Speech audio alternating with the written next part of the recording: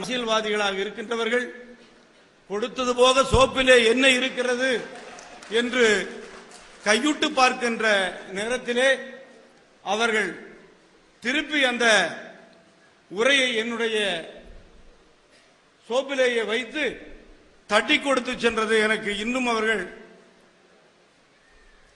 நினைவிருக்கின்றது. அதிலிருந்து பார்க்கின்ற வாய்ப்பே கிடைக்கவில்லை.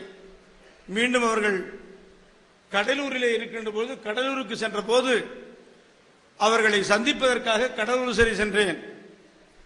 ஆனால் அங்கிருந்த சிறை அதிகாரி என்னை தனியாக அழைத்து,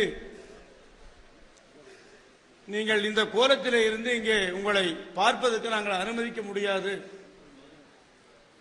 எங்களுக்கு பெரும் சிக்கலாக வந்துவிடும் என்று கூறி, நான் கையுறையாக சென்ற எங்கள் பழனிக்கே உரிய பஞ்சாமிரத்தையும் அந்த மரப்பழத்தையும் அவர்களுக்கு கொண்டு சென்று கொடுங்கள், இதில் ஏதாவது நீங்கள் எடுத்துக்கொள்ளக்கூடாது என்று சொல்லி கொடுத்து வந்தேன்.